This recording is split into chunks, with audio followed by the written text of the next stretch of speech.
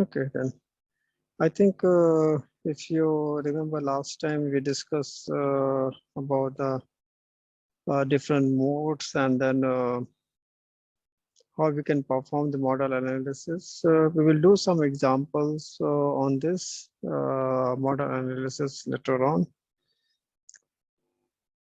So I discuss about what could be the location of the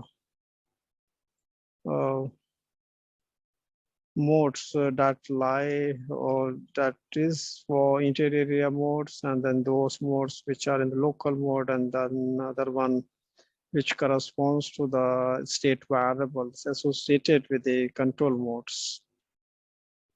So you can see that the modes associated with the control variables, they are somewhat much higher frequency of oscillation, the natural frequency of oscillation, it means here.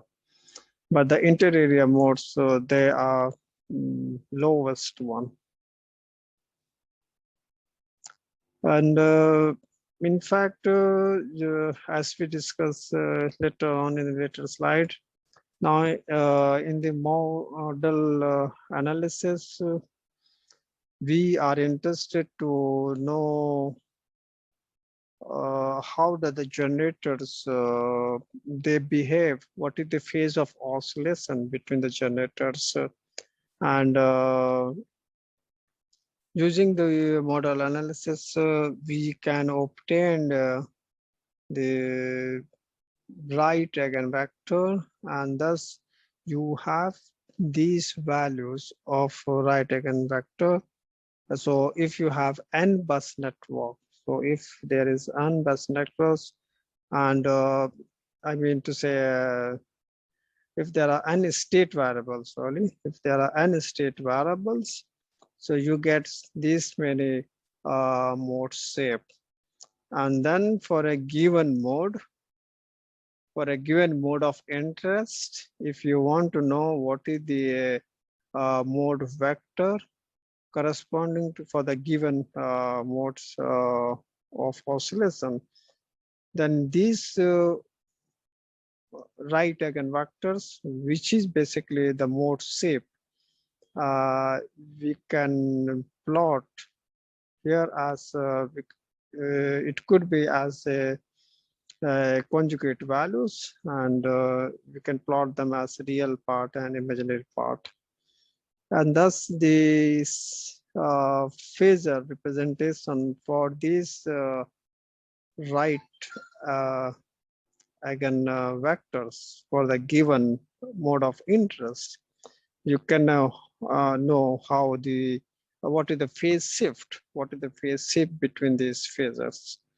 And from here we can know what could be the phase of oscillation between the generators here.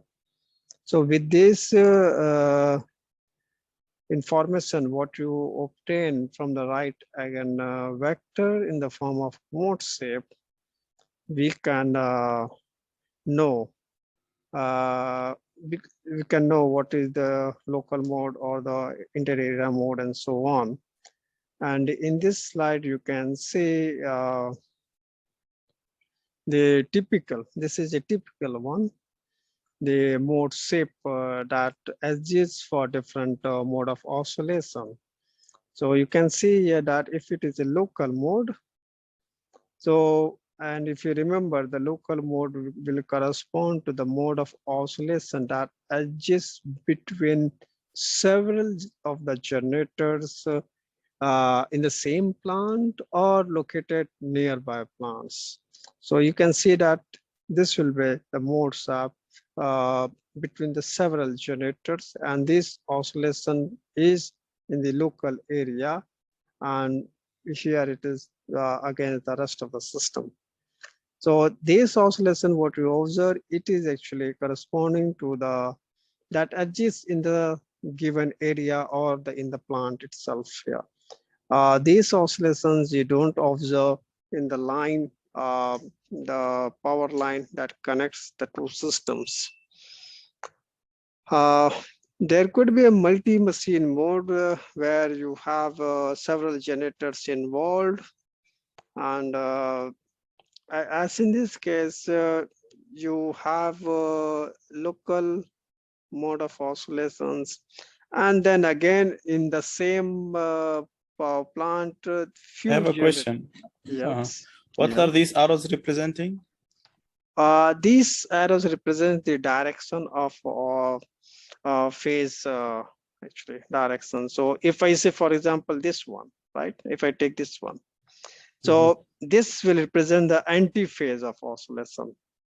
This will represent the anti-phase of oscillation of the two generators against the rest of the system. Against the rest of So the long line, horizontal line, is the rest of the system. Yeah, it is rest of the system. Yes. And these small ones are the generators that are not in phase. Here, yes, because if I take this example, this phasor, it will correspond to the mode shape of, let's say, generator 1, and this is just, you can say, the lagging behind. I can consider the reference phasor, right? So if I say this is my reference phasor, so this could be the lagging behind. Yeah. And then again, this could be the antiphase here. This could be the antiphase here, right? But in this case, as you observe that in this area, there are some local mode. There are some local mode, and as well there are some generators which have much higher mode of oscillation. That means these generators, they are more dominant. They are more dominant in the oscillation and against the rest of the system. And in that case, you also observe that they are a little bit more or less, we can say, anti-phase in oscillation against the rest of the system here.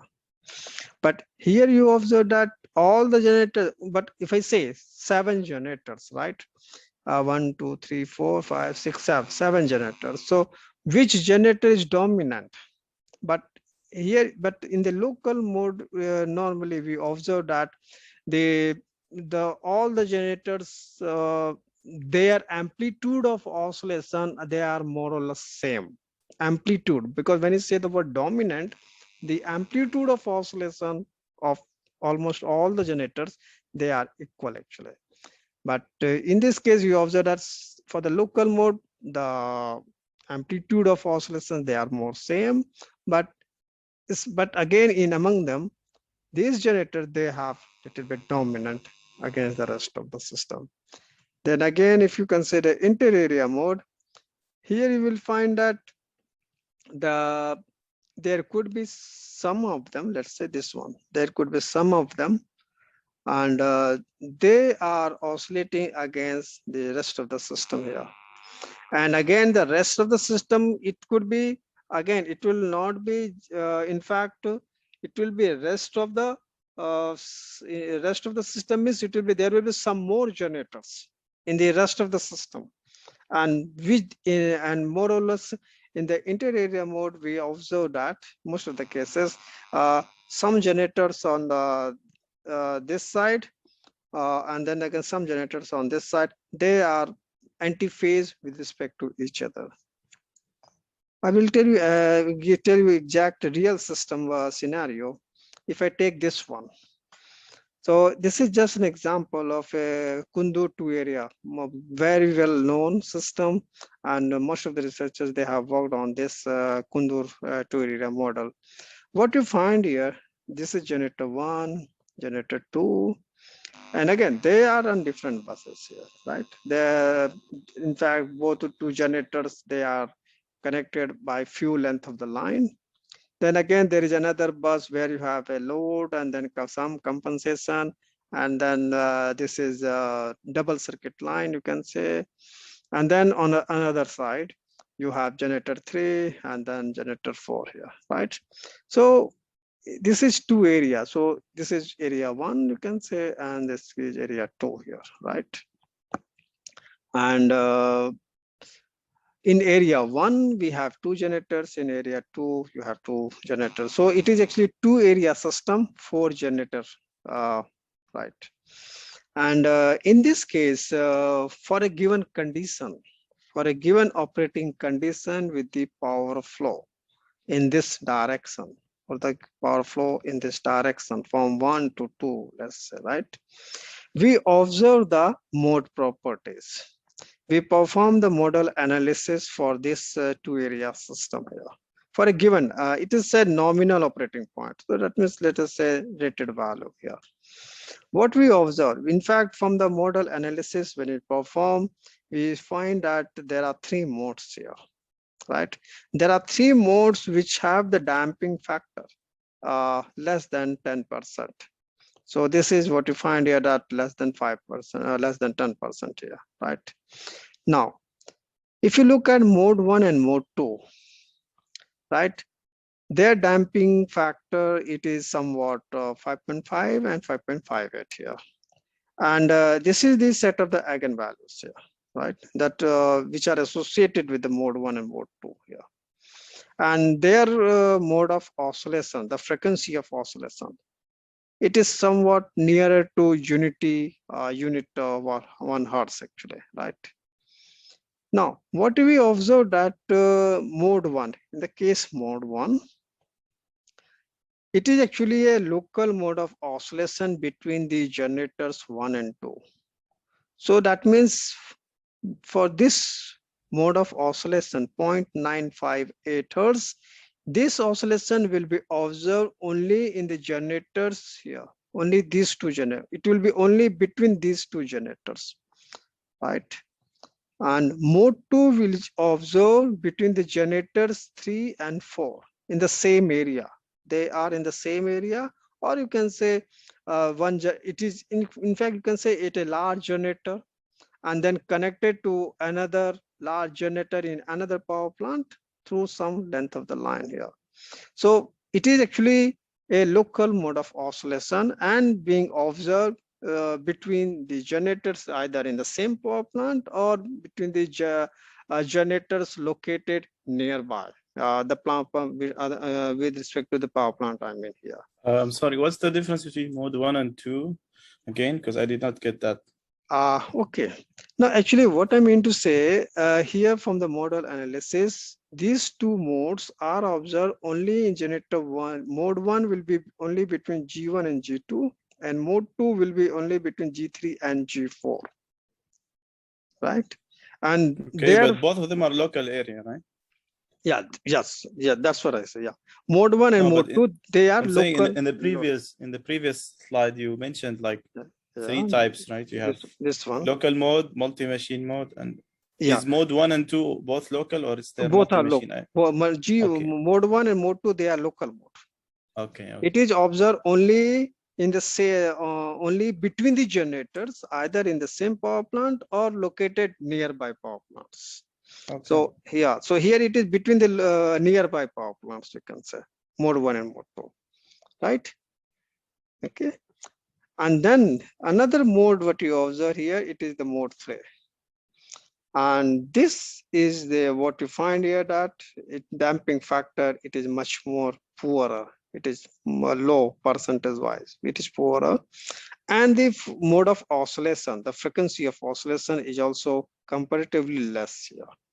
So normally we observe that inter-area mode of oscillations, they are of somewhat lesser frequency, more frequency in hertz mode of oscillation, and the damping factor is also poorer here. And this is the eigenvalue. So this mode 3 is observed between the generators here, all right, and it will be observed in the tie line here. All right, so if you have a power flow through this line, it will oscillate at this hertz here, and it will be, that means the generators here and the generators here, they will be oscillating against each other. I will show you, I think, if I am not sure if I have, okay, I don't have it. Maybe I will try to show you in the later on. I will show you the how the mode shape of the generators here, right? So that means if for the mode 1, the phase of oscillation of the generators are same. For the mode 2, the mode shape of generators 3 and 4, they are same. And for the mode 3, they are opposite to each other here. They are opposite to each other. Right? I will show it in some of the slides, maybe, or for this case, I will show it later on. Hello. What causes Hello. these oscillations? Yeah, yes, If I may ask. yes. Yeah, Ibrahim and Sagi, you said something. Ibrahim's already talking. Yeah, I said what causes the oscillations between generator 1 and 2 and generator 3 and 4. I mean the inter area in mode 3. What? What's the reason or what's the cause of this oscillation? Okay. This point, normally, the mode of oscillations, it is very difficult to tell exact reason. But the presence of oscillations, they are basically associated to ineffective tuning of excitation system. So if the gains of the controller in the excitation systems, if they are not tuned well, then in that case they result into the oscillation. Yeah, that I can say. And again, in fact, maybe later on I will discuss it is basically the torque, electromagnetic torque. And this electromagnetic torque, it is actually the sum of synchronizing torque and the damping torque. And if any of the two quantities, synchronizing torque and the damping torque, gets poorer, and then the oscillations are observed. And let me tell you, normally what we do, the gains of the excitation system, we do not, they are optimally tuned, right? But they are optimally tuned for a given operating condition. So if I say that those gains were tuned for the power flow direction from area 1 to area 2 at 200 megawatt, let's say. So that means if the line loading was 200 megawatt with the direction of the power flow from area 1 to 2, it was an optimal tuning in the excitation systems for the generator in both the areas, right? So there will not be any oscillation. But let's say that the operating condition has changed, and let's say that now for the same direction of the power flow, you have increased the loading on the line here, right?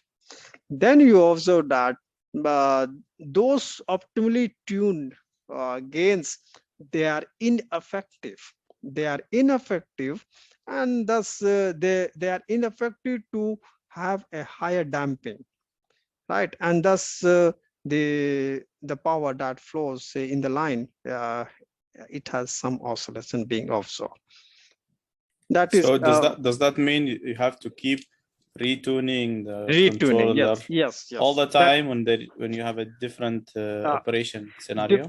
So it is very important that for different operating conditions, the gains of the controller to be retuned. It is very important. Yes.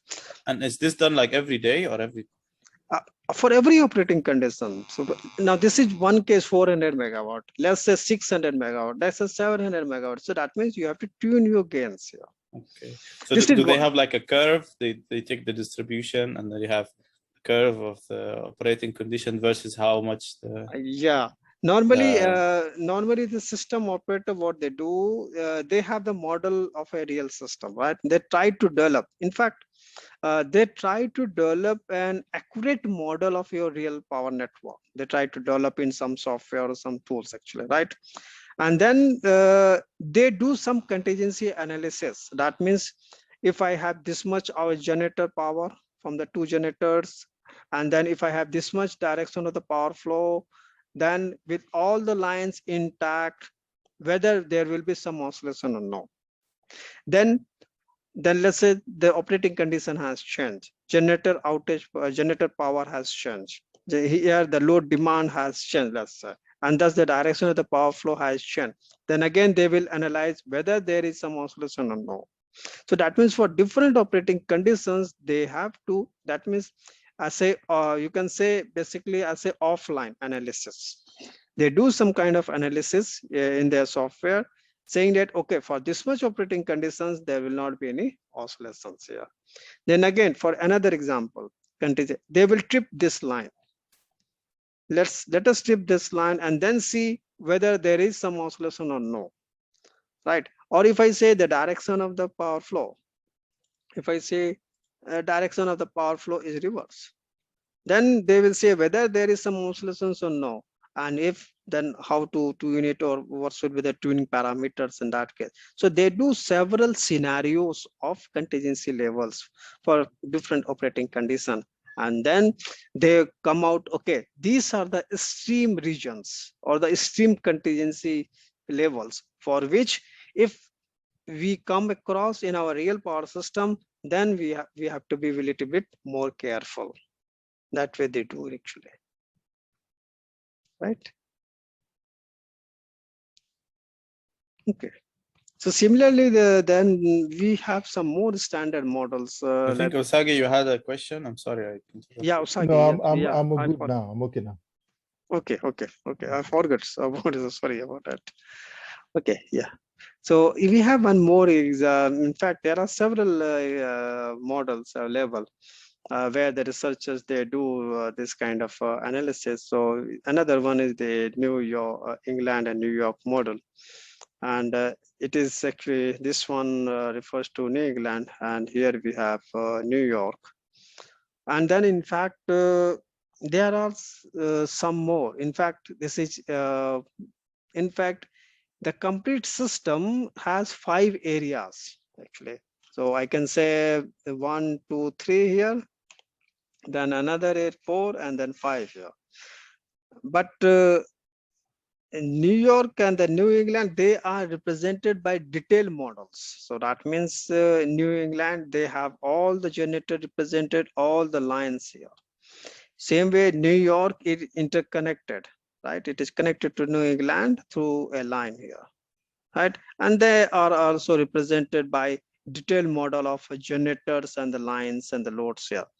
But there are some equivalent representation of the sources of the generator. So that means this represents a one large area and by a large generator where the exact dynamics in the area is not shown actually. This is just the way how we model it, because not necessary that you will always have only 2 areas being interconnected as this here. It is possible that this side of the area, is connected to a very large network here.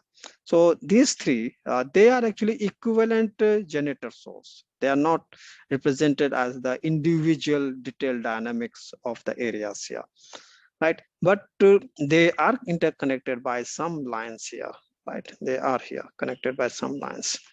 Now, in this case, actually, if you look at, it is actually a, sometimes we also say 16 generator model. So altogether there are 16 generators here, right? And in this case, we find that there are 4 inter-area modes, right? And most of the mode, what I remember, we observe in these lines. So if I say 4 inter-area mode, so one mode will be here, another mode will be here, another mode will be here. So three inter-area mode, which will be of frequency less than 1 Hertz and damping factor less than 5% here. And then there are 11 local modes. So it is possible that 11 numbers of local mode, which will be of frequency in this range and the damping factor in this much percentage range. So it will be possible that these jet sets of the generator, or these sets of the generator, or these generators, and then again this one, and then again this one, they have the local mode of oscillations. So, and these local mode of oscillations are not observed in these style lines here. That means local mode of oscillation will be it will be among the generators located in the same area or nearby power plant. but not between the generators located in two different areas. So because here you have area 1 and then this is another area. So, and then again, this is the tie line that connects here. So it will not be this one. So for these tie lines, you will not really have inter-area mode, right? I have done this one. I have a question about this frequency and oscillation factor, because I don't understand these numbers, what they mean exactly. Like, okay, the frequency is less than 1 hertz and the damping factor is 5%. Is that a good thing, a bad thing? How would you characterize like the normal operation versus the abnormal operation when you look at the numbers like this? No, one thing. Actually, you say characterization in terms of good and poor, right? Yes, yes. So the good and poorer we talk about for damping factor. We talk about for damping factor. So okay. Yeah, but this is one, we can say a typical property basically, that the inter-area mode will be of comparatively smaller hertz mode of oscillation, and local mode will be comparatively much higher comparatively. Okay. So this is in typical power system throughout the worldwide. You will observe that any large system, you will observe that inter-area mode, they are comparatively less than 1 hertz, but the local mode of oscillation, they are 0.8, 0.9 to 1.5, even up to 2 hertz actually. So they are comparatively higher. And the inter-area mode, they are poorer damping factor. They are poorer percentage wise, but they are somewhat better. They are somewhat better. And in fact, normally damping factor up to 10%, it is okay for us. It is okay for us. But if it is poorer than 10%, or if I say it's poorer than 5%, less than 5%, then it is much more critical. Then it is much more critical. Then in that case, it is very important to damp out the oscillation with our controller design. Then it is more important, right? And let's say, for example, here, let's say that one inter-area mode is observed in this line, right? Okay. And what you find here that it will be, let's say, for example, these sorts of the generator, they are oscillating against these sorts of the generator here, right? Let's say this one. Then, and you observe that one of the inter-area mode, it is in this line, and it is between these sets of the generator here. Then it will be important that which generators, the controller of which generator to be tuned so as to damp out this inter-area mode of oscillation in that case. How do you know which one? Okay. Yeah. In that case, actually, we move as a part of the model analysis. We try to find out further, and it is we want to obtain the observability and we want to obtain the controllability, because we have to know what signal should be feedback, right? Normally, if you remember earlier, we discussed that the mode of oscillation is observed in the active power, because it is because when we have the power flow to this line, it is the active power will have on oscillation. Am I right? Agreed or no? Yeah. And then the mode of oscillation is also observed in the angle, bus angle, right? Bus angle, right? And then since it is delta rotor angle basically, and since but this rotor angle is associated, it can be also related to del omega, angular frequency, angular speed. Am I right? So in that case, whether you should use del omega or you should use angle, rotor angle, these two would be your feedback signal. So that means we have to know which signal is much higher in strength, which signal is more observable, so that signal could be used as a feedback to the controller. So we have to decide whether you should use delta or you should use omega as a feedback signal, and that refers to the observability. Then again, which generator? Either it should be generator 12 or it should be generator 13 or it should be between generator 40 of that means delta, rotor angle, and omega. It should be of generator 4 or generator 5, generator 7, or generator C, or any other. So that means we have to know which generator and which state variable, omega or delta, has the highest observability, that part. So that we select it as a feedback signal. Then what's observability? You that mean is how the we can measure it? We can measure it, or yeah. But actually, by the word observability means which signal has highest highest information about the system dynamics. So that means if you want to understand the system dynamics, which signal is more representing the signal system dynamics, either omega signal or delta signal. That is we want to know by the observability, right? This is what we know. Okay, so that is important, that which signal and which generator, that we know from observability. Then normally it is possible that if the generator, let's say you had the highest observability of the signals from generator 12, and then you feed it to some controller design, you feed it here, and then its output, the controller output, where it is to be fed. That's whether you should feed it to G12 or G13 or G2, G3, which one?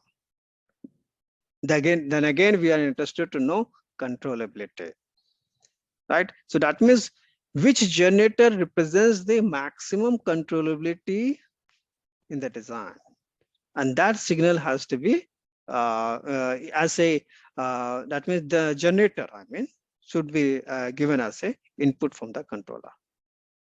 So we will have to know. How do you know which generator is more controllable than the others? That's what I'm saying. We have to determine controllability also. So controllability refers to which generator, if you change it, will have the highest effect on which? It will change. Yes. Which generator is much more controllable? You can say in that words. Or to damp. So if you have a generator that's operating at its maximum, does that mean it's not controllable because it's already at the peak and you cannot increase it further? Something like that, or? No, here actually, let's say you have designed the controller, right? Power system stabilizer, you have designed it. And then we have to see, we have to find out which generator will be effective to damp out the oscillation. And that we check it by the term controllability. So which generator excitation system should be given with the control signal here? That is with the controllability here, I can say. Is it always the same? Like whenever you design the system, you just choose one generator and you always modify that one, or is it going to change based on the operating condition? Okay. Now again, then I will add one more point. Actually, let me tell you what I explained just now. Here people are working to have a centralized controller, right? They are working on, let's say, because this is this area, another area, this is another area, and let's say with the use of the PMO signal, phasor measurement units, you do some kind of analysis and you design your controller. So let's say you have a centralized controller and then you feed it. Actually, that is one part. But before we discuss further, let me tell you one thing. Normally, power system stabilizers, right? They have been installed in most of the generators, big size generators, right? They have been installed at the installation stage itself. They have been most of the imported generators. And these power system stabilizers, they were in fact meant to damp out local mode of oscillation. That means when we did the planning, when we did the installation of those generators in the power plants and the systems, we our objective was to have the PSAs meant to damp out the local mode of oscillations. But what happened over the years, the system has widespread. The system has become much more interconnected. And when the system became much more interconnected, then we observe inter-area mode, right? And then again, but still the power system stabilizers, they are in the local generators. They are available locally in the generators. But now we say that with the use of the PMOs and with the phasor information, we can have a centralized controller, and then we can damp out inter-area mode. And for that, we have to select which generator to be considered here. That is actually what we are thinking about. Do you consider the largest generator, or how do you select? Normally, yeah, normally because what we find that it is bigger generators. It is bigger generators normally, because just see here. Let me. If you try to what you call swing, if you try to swing several balls, right? But the mass of the balls are different. Am I right? The mass of the balls are different, and you try to swing. Now, what will be the direction of the swing? Can you say? It will be dominated by the larger generator or the smaller generator? A larger. Larger. It has more. Yeah, the higher mass, higher moment. Yeah. So normally, what happens? The lighter generators, those generators which are smaller size and then lighter in mass, actually in inertia, they get aligned. They get aligned with the dynamics of a larger generator. And if you find that there is some mode of oscillations being observed in a larger generator, then obviously you will always go for the controller design for larger generator rather than a smaller generator. So normally this is what we observe. Normally it is with the larger generator. They are because they are much more dynamic actually. Yeah, but if you have more than one large generators, that's the problem. Which one to? Okay, if you have several numbers, you mean to say? Yeah. Then we have to select, okay, which generator is much more dynamic, and then where we have the highest controllability of the generator. Then we have to select that way. Yeah. But normally, but we will not have, because this area, this is equivalent one. All right. So normally we don't design the controller for these equivalent sources because they are itself they itself have several generator representations. So we don't do that way. Normally people work to design or there's a controller for the generators which are more in detailed representation. Right. Yeah. You mean the generators within your area of interest? Yeah, because within the area. That one is outside your. That is outside. Yeah, that is outside. Yeah, right. So I have some examples for the modes analysis, and it is from the Nordic grid power system.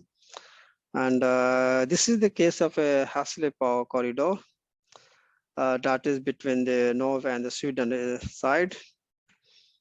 And we will find out that because of the loading on the line, congestion of the on the line, actually, how does what is the impact on the system dynamics, or more or less you can say on the stability of the system.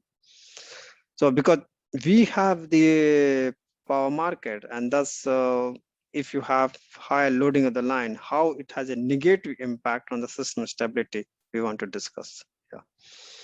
Now, in fact, the transmission capacity, as we have discussed earlier, they are limited by several factors here. And one is due to the thermal capacity, voltage limits, angle limits, and then again operating conditions, loads, and so on. So here, this is what it refers basically. This is the Hassle line, and we are talking about the transmission lines that we have it on this side here. So that refers to because this is the substation in the Hassle. And we have actually the power flow, because this part, it is much more what we have it load concentrated basically. And this area receives power flow from other directions. But I will not be able to tell you more detail about the system dynamics, at least for this example, but I will try. And now in this case, we observe that there are different modes here, right? Because they have the complete Nordic grid model, and we perform the model analysis. And this is 0.33 hertz with a damping factor 5.4. And here we observe the mode of oscillation between the generators located in the southern of Finland and southern of Sweden. Another one is between, it is of a mode of oscillation 0.48 hertz, which is still poorer damping factor. And again, between the generators located between the southern of Sweden and southern of Norway here. In fact, let me tell you, because I worked on the controller design for this mode of oscillation, and in fact, we find that if you refer to the Nordic grid map, we observe this mode of oscillation being observed, in fact, much more dominant. When we have the power flow from Finland to Sweden, then this mode of oscillation was observed. And if the power flow direction has changed, let's say from Sweden to Finland, then we don't observe this oscillation. And in fact, we have several intermediate level of generators, but this oscillation we observe only those which are in the southern part of Finland and Sweden. Similarly, this one is again between the generators, southern Sweden and Norway. And these two modes, they are as inter-area mode. Then we have some local mode, this one 0.55 hertz, which is only observed between the generators which are on the northern part of the Norway. This is another one, 0.62 hertz. You can say it is poorer, 0.6.2% between the generators in the Sweden and the central of Norway. And then again, 0.76 hertz. And this is again a local mode between the generators which are in the western part of the Norway.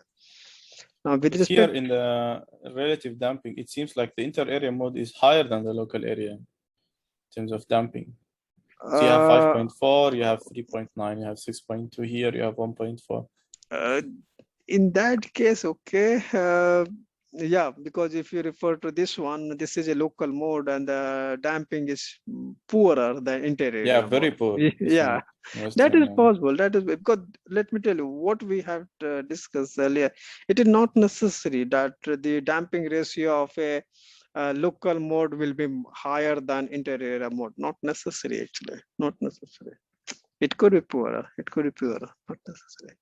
Because these properties actually they all depends upon the operating conditions, and that's why. And that's sometimes that's what I said, that because if you refer to this mode of oscillation, this is observed only when we have the power flow from Finland to Sweden. And if the direction of the power flow is reverse, then we don't observe. So this is very typical mode of oscillation, right? So it is, if that means the direction of the power flow reverse, then we don't observe this mode of oscillation. So that means the dynamics of the generators or the system changes, and with the operating condition here.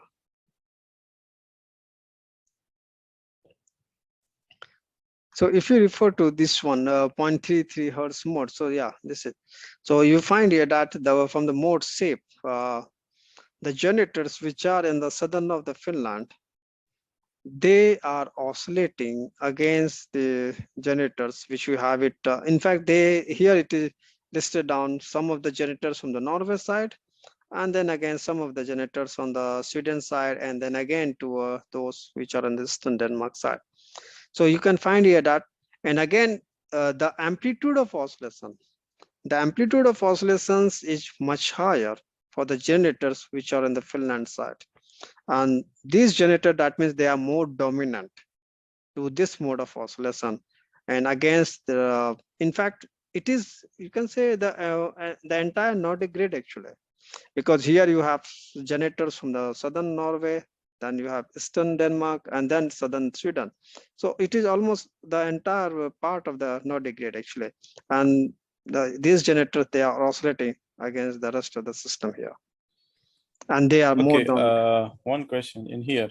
Yeah. So given this diagram here, if I want to correct for these oscillations and control them or damp them, does that mean I have to change the excitation or the controller in the Finland side, in the Finnish side of the power grid, because it's more dominant, or is it? Yeah, it will be desirable. Yeah, it is desirable. Yeah, that I can say. And most, in fact, because they are more dominant, so it is desired that you tune the controllers in the those generators which are more dominant, obviously. Right. Then if you look at the mode, say 0.48 hertz, here it is something different. And then it is very difficult to say that which generators are oscillating against whom actually, right? Because these are the mode shape of generators in the southern of Sweden. These are from eastern of Denmark. This one located from Finland, then southwest of Norway, west of Norway, and then northern of Norway. So now for this mode, it is very difficult to correlate or say something that which generators are oscillating against whom actually. It is very difficult. A mess. Yeah, it is a mess actually.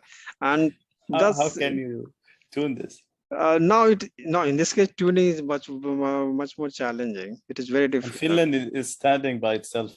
Yeah, it is. I can separate it out. It is separated out. But that's again, in that case, it is preferred that we should not reach to a stage. We should not reach to a state that this mode of oscillation being observed. It should not reach that. Means even though that means you can say that we should not have our operating condition in such a way that okay, this mode shape becomes much more dominant. That we can say. But normally we always have. I don't think there would be any power system anywhere where there is no mode of oscillation. There will be mode of oscillation in some or other way. In some small, it could be either between the generators or in the areas dominant and so on. So there will be always some mode of oscillations being observed. There cannot be any system where you don't have any mode of oscillation. There cannot be. So if the oscillations are small enough, you can ignore them, or do you always have to correct? In fact, we cannot ignore them. That's we have to say. That's why I said that the system operators, because they know that okay, for these operating conditions, there will be this mode of oscillation being observed. They know it very well. So whenever they have to change the operating condition change means they have to change the amount of the power flow through the line or the direction of the power flow and so on. So thus they make sure that okay, the loading of the line or that should not be towards the alarming stage. And that's why it is important that this mode of oscillation are to be performed in real time. So if the direction of the power flow changes or if the amount of the power flow changes, then in a very short time frame, let's say we're using 100 samples, let's say at 50 hertz sampling rate, with 1000 samples, you are able to observe, right? You are in real time saying that, okay, this is the mode of the oscillation which is being observed now. All right. And the damping ratio, it is becoming poorer. then this will be an alarming stage, and then the operators can become alert. This is what we want in real time actually.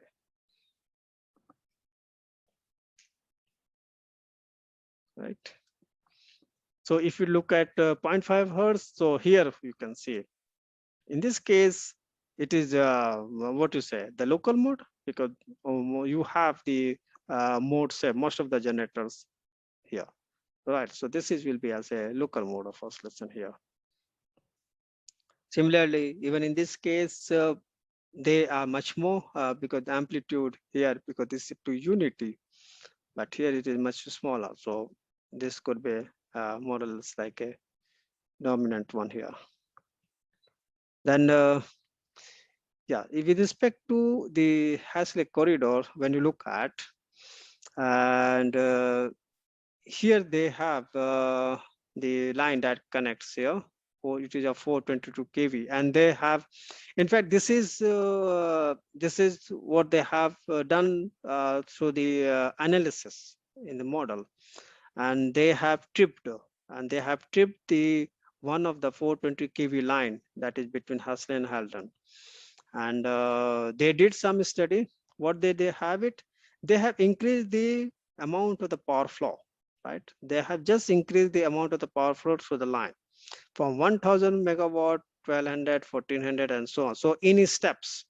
So in steps in the study, they have increased the amount of the power flow. And then what they find that for this range, when you look at least I can say 1000, 1200, 1400, or 1600, the oscillation, what we observe, right? The mode of oscillation, in fact, the damping factor, the mode of oscillation that we observe, it is something 0.5 hertz here. So you get a 0.5 hertz mode of oscillation with a damping of something 9% here. So for this, we say that, okay, we don't need much alarming stage, right? But if you increase the power flow above this one, 1800, 2000, or beyond, let us see if you reach to 2200 here, what you observe that the oscillation mode also changes.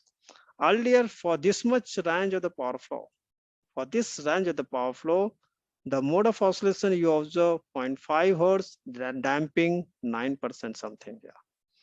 But if you have the increased power flow through the line in the Hasley area line, and then in that case, you observe 0.3 hertz mode of oscillation. And particularly for this, now here it is something 7.5% related to damping. Here it is 5%. And if you have the increased power flow to 2200 megawatt, you find that the 0.3 hertz of mode has a damping very poor. It reduces to 3%. And thus that means you cannot have loading on the line to an extent where the 0.3 hertz mode becomes it has a damping factor reduced from 7.5% to 3% here. So that we cannot have it actually in the system operation. So it will be thus it is important that, so okay, if you can think that okay, in this line we can have the loading up to something 1800 megawatts, okay, so we will have this mode of oscillation being observed, no problem, and this is sufficiently damp out, okay, there will be some oscillation. But again, if there is some disturbance takes place, then what you will do? Because what we are doing actually, it is as a steady state. We have changed the operating condition. We have changed the operating power flow from 1000 to 1200 to 1400 to 1600 to 1800. That's fine. But even if you have a 1800 megawatt power flow through the line, you have 0.3 hertz mode of oscillation with a damping of 7.5%. Okay, fine, no problem. You still have power flow maintained. That's all. But if in the nearby line, there is some event, some transient event takes place, which was unknown actually, then what will be the impact on the damping of this mode of oscillation? In most of the cases, we observe that if such kind of transient event takes place, and the presence of this mode of oscillation with a poor damping factor results to system instability. And thus, it is not preferred that we always have a higher loading on the line and the mode of oscillation being observed with a poorer damping ratio, And this could be the, you can say, the stability limit, that you can't have a loading beyond this line, right? Any query on this part? So this kind of the analysis, the system operator, they perform actually.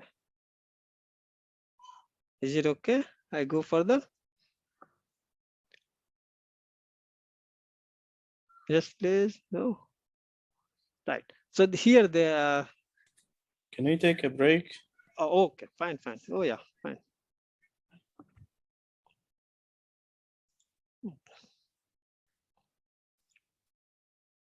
Yeah. All right. So as we discuss about the condition which results into the existence of the oscillation in the line corridor. And here on this slide, when you look at, we did analysis for this one. So this part refers to the base case. So that means we start our analysis saying that, okay, this is our loading, right? So this is our rated or the nominal loading condition, and that we refer to as a base case, right? And we change the amount of the power flow through the line, all right? We change it. And as we change it to the positive side, we change it to the negative side. That means it will be reduced, right? And what we observe that this is exactly, in fact, it would be something, because this is 1000 here, right? And this will be 800 something. So that is the amount of the low power flow in the line here, corridor. And for this case, we had some disturbance applied. It was the tripping of the 420 kV line actually, right? And with that disturbance introduced, so this is the oscillation you observe, and this oscillation exists for about 10, 12 or 14 seconds, because this is one, so it exists for 12 to 13 seconds here. It was a transient disturbance, line trip, and for the base case, you have few swings, of oscillation following the disturbance, and after 13 seconds it damps out more or less and reaches to the steady state, so thus the power flow through the line, it will become constant, all right, because you had the line trip actually. So following this line trip, one of the line in the neighboring area, right, in the neighboring area, results into the power oscillations here, and but it settles down here. But if you increase the loading here, let's say plus 200 plus 4, that means delta change here. You increase the power flow, in steps here, right? Plus 200, then plus 400, plus 600, plus 800, and 1000. If you have increased the power flow from the base case, so 1000 plus it is something 800 something, that is altogether delta change here. What you find that for this much change in the power, the amplitude of oscillation has increased, and the oscillation exists for a longer duration here, right? So that means if you increase the loading of the line from the base case, the amplitude of oscillation and the period of oscillation, it has also increased here. But if you reduce the loading on the line from the base case, let's say minus 200, minus 400, minus 600, or minus 800, let's say, what do you find here that if you reduce the loading in the line, there is comparatively reduction in the amplitude, and also because for this sets, for this, in fact, what you observe that the response gets damped out. It gets damped out in, let's say, by 10 seconds or 11 seconds here, because beyond this point, up to this point, there is some oscillation, but beyond that, it settles down, right? So that means changing the loading on the line, all right, following a transient disturbance results into oscillation in the power flow in the line here. And again, it all depends upon what is the loading of the line here. Then, can somebody comment on this one? What is this one? This is minus 1000. What does this mean? So it's 1000 less than the nominal value, right? Yeah, but our base case is 800 something because 1000 is here. Ah, that means it's in the opposite direction. 200 Yeah, opposite in the direction. Opposite direction. So that means that if there is a change in the direction of the power flow, still in that case, there will be some oscillation, but it will damp out.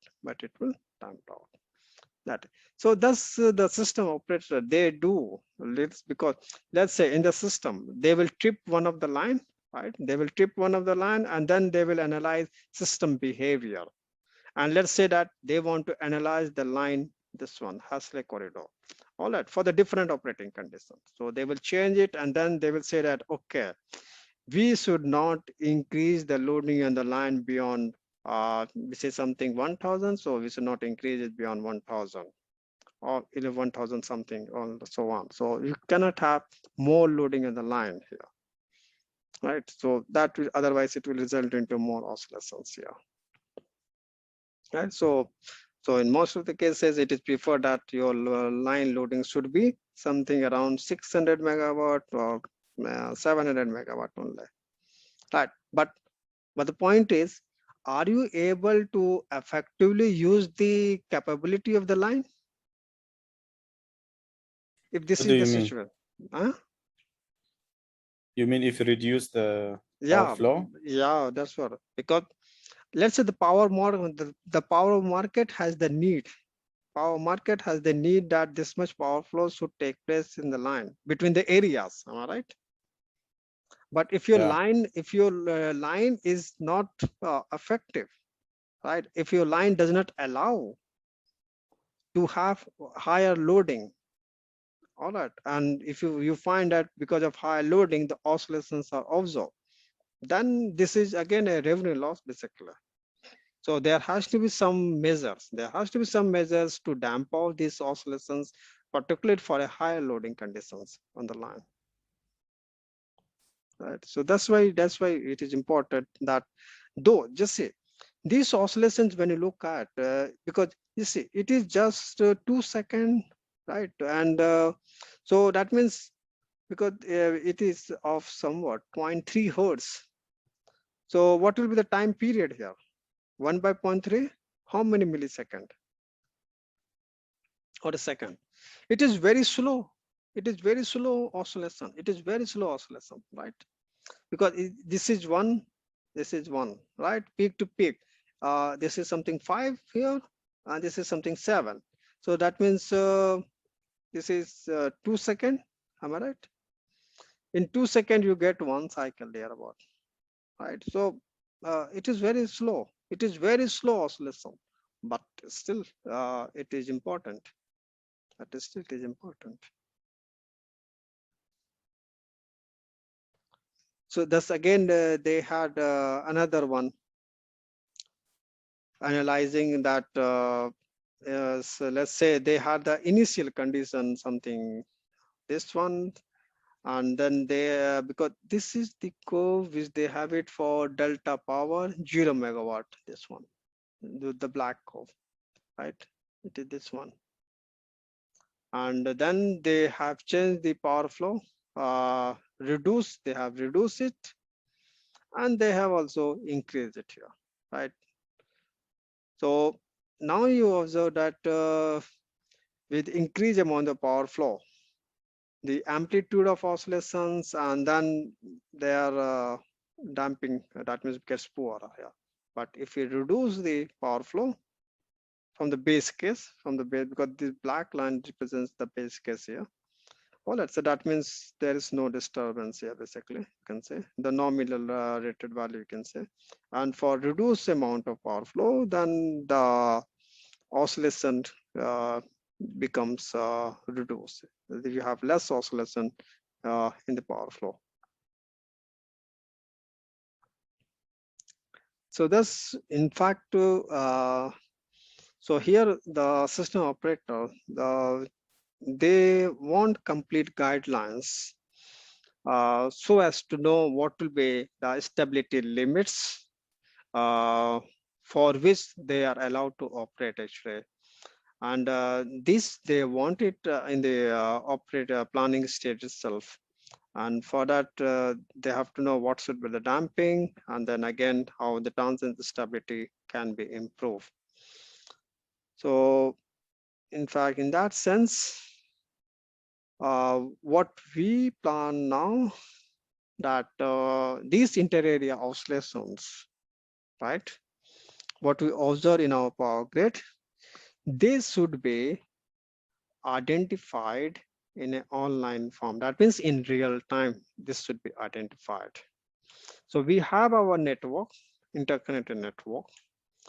So this interconnected network, they have several generators here, right? So they have several generators here, right? And let's say that you have identified some of the important generators, right? Now, what I mean to say that, let's say in your grid, all right, in your grid, let's say you have something 500 number of buses, 500 number of buses. So do you think that the PMOs to be installed on all the 500 number of buses? Maybe that's too expensive if you have all of them. But again, it is a costly affair. Yeah.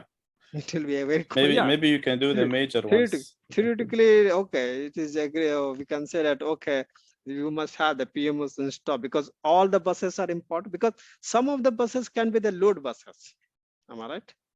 Some of the buses can be the load buses. So the system behavior, which we normally observe in terms of oscillations and so on, they are more or less from generator dynamics buses, right? So those buses which have the generator connected, right? This is one part.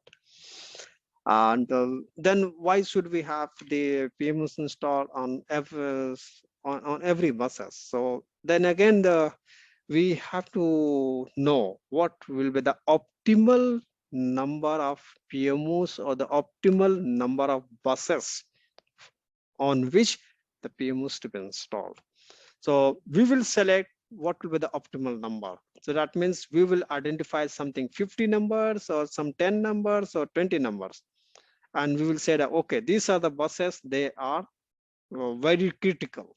And then, in fact, this is based on observable parameters, observable quantities.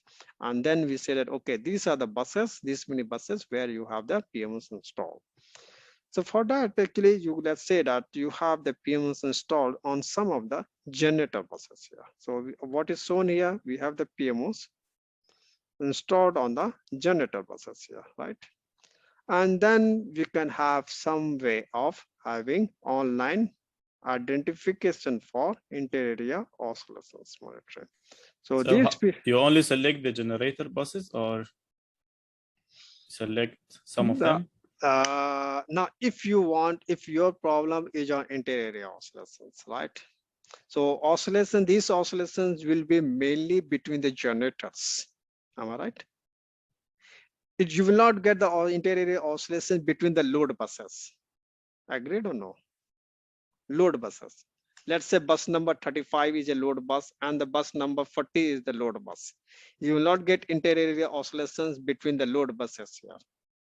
Okay, you will get the inter-area oscillations observed between the generator buses.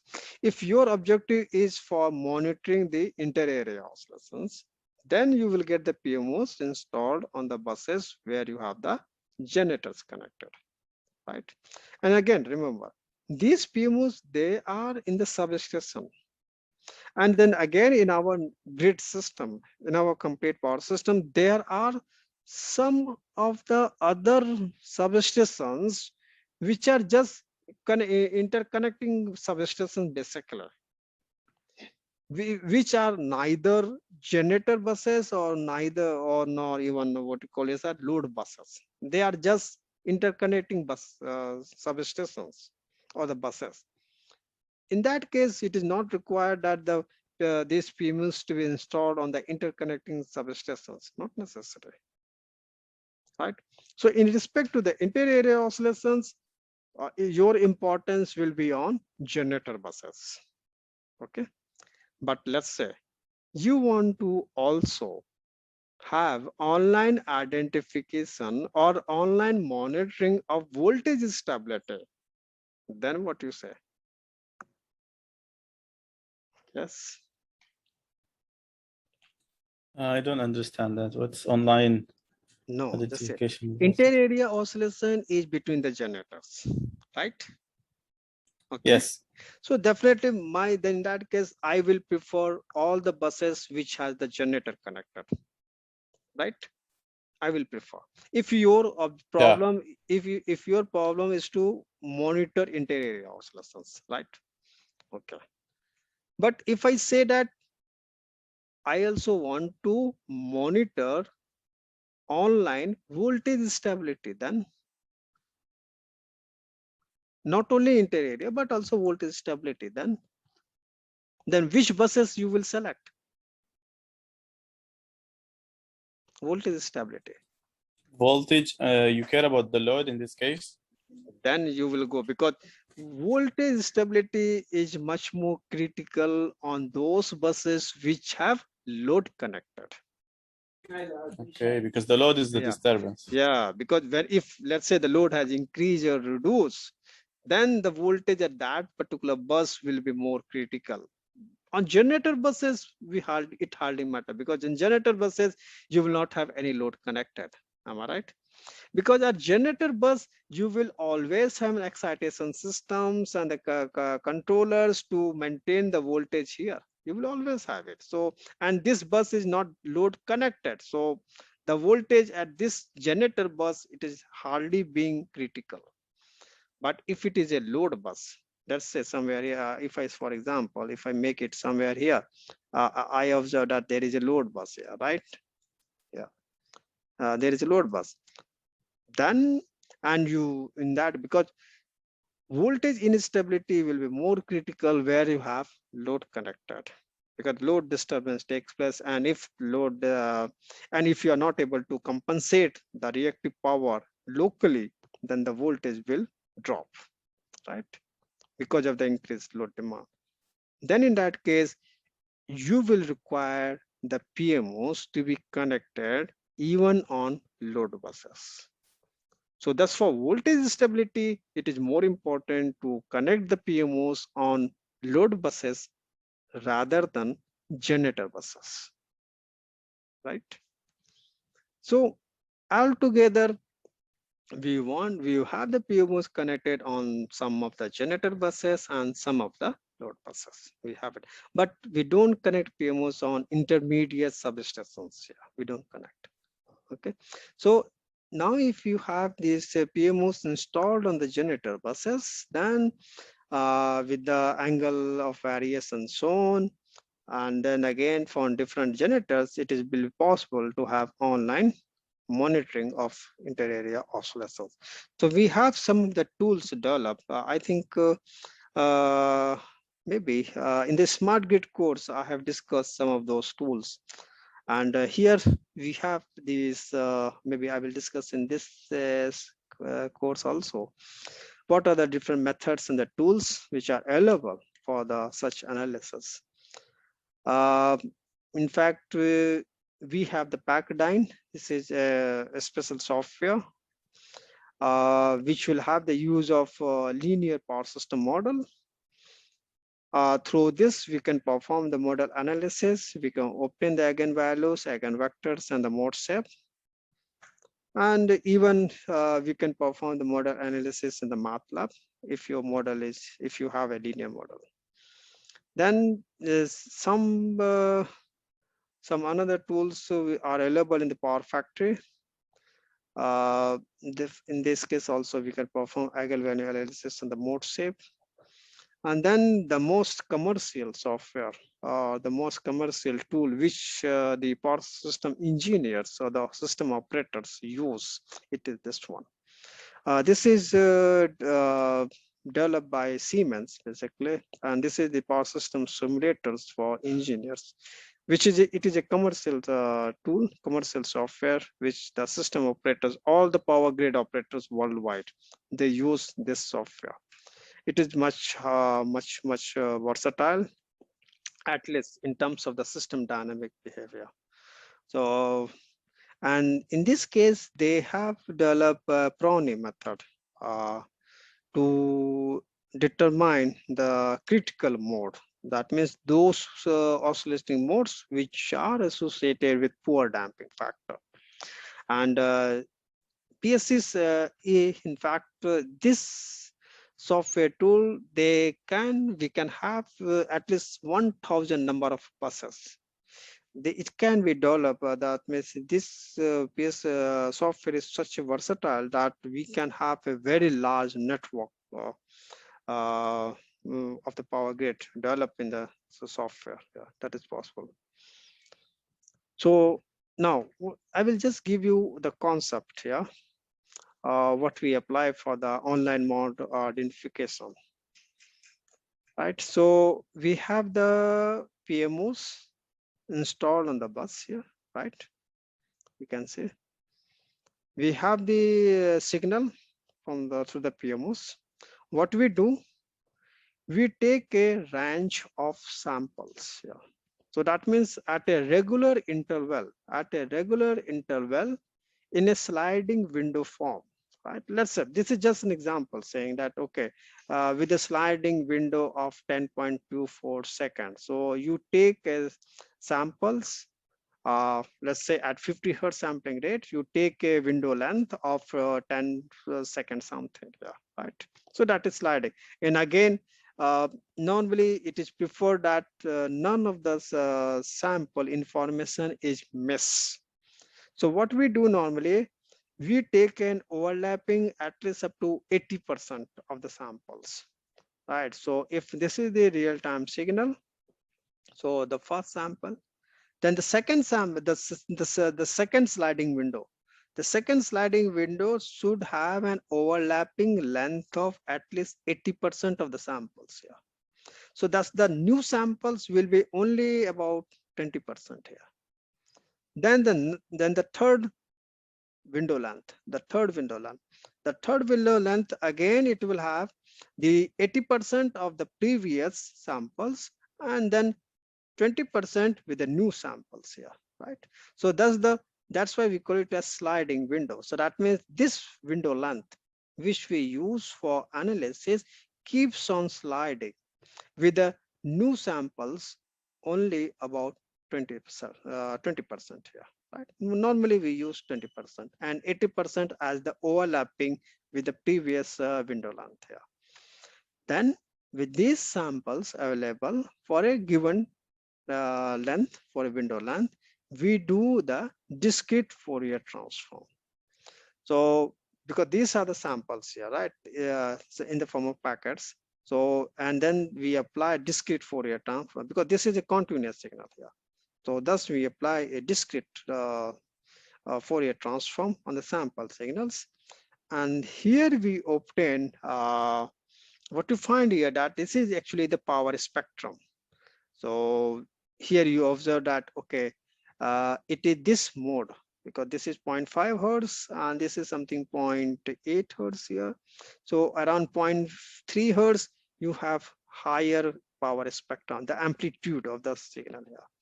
Then again, you will find that around 0.8 hertz, you have much higher amplitude of the signal.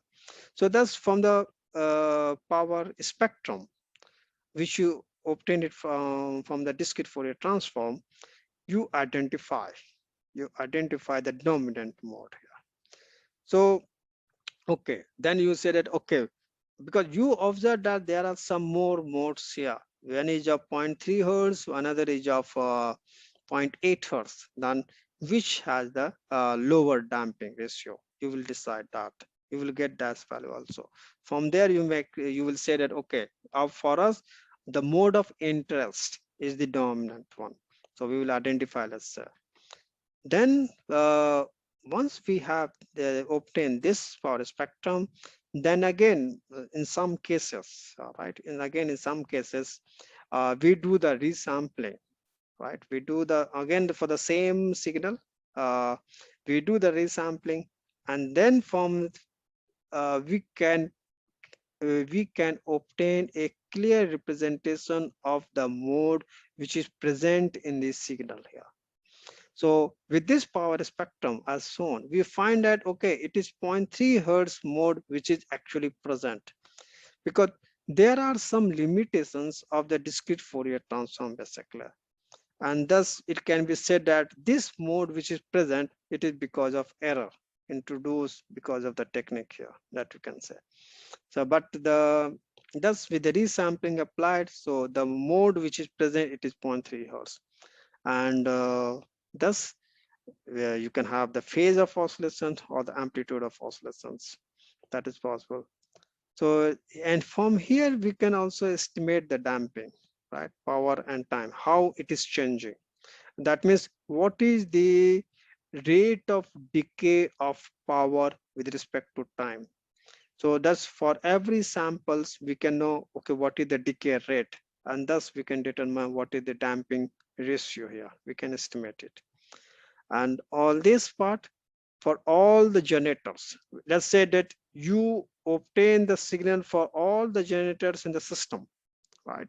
So this kind of analysis you perform for all the generators in the system, because as I said, with the PMOS available, the signals are available at one center, which is through, it will be through the phasor data concentrator, PSDC.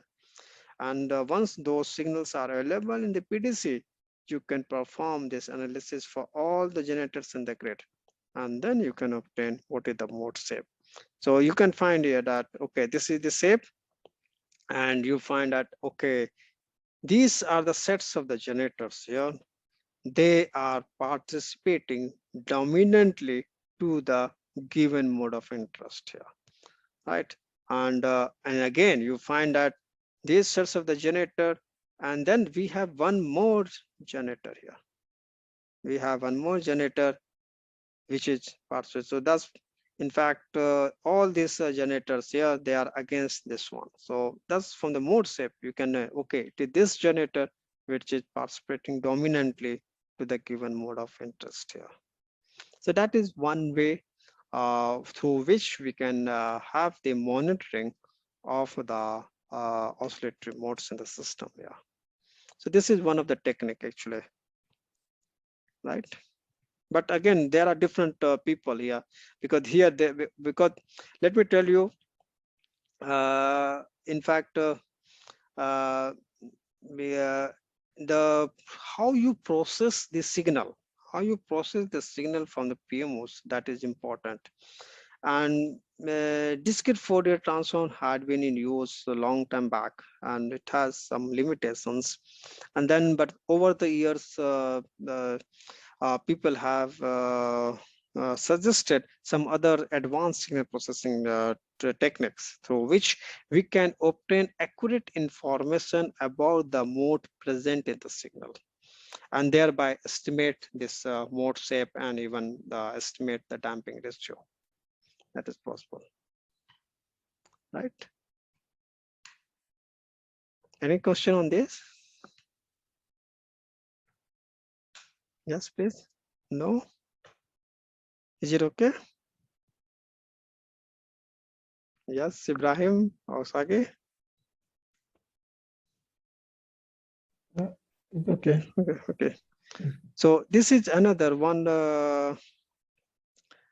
Here we want to estimate the relative damping and what we do. I just want to explain about the approach, what we do. So we are interested to know what is the critical load, and that we can get it from the eigenvalue. And then we want to know what is the relative damping. And this is how we define the ratio between the real part and the imaginary part. Sorry, the magnitude of the eigenvalue. This is what we define the damping here, relative damping. And what in the online procedure, we estimated the damping from the rain down of the transient response. And that is actually something we call it as Prony method here. So what you observe that this is this signal here, right? This is your actual power signal here. So it can be even from the rotor Agnan signal, no problem. So this is the amplitude of oscillation. You observe it here. And let's say that we take this length of the signal. So you consider this is the length of the window signal here. And for this length of the window signal, this is the typical waveform, what you get it here. And then this is one peak and this is another peak. So the peak to peak, all right, the peak to peak gives you what is the frequency of oscillation, or in fact, this is 1 by f naught. So this is the time period. So this is the complete time period of oscillation of the mode here.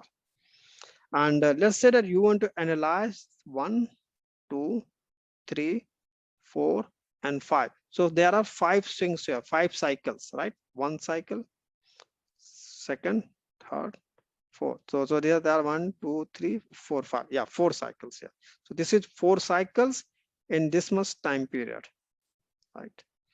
And then what is damping here? So damping, this is given by approximately 1 by divided by 2 pi capital T f naught here. So, and this comes out to be something 3.9% here.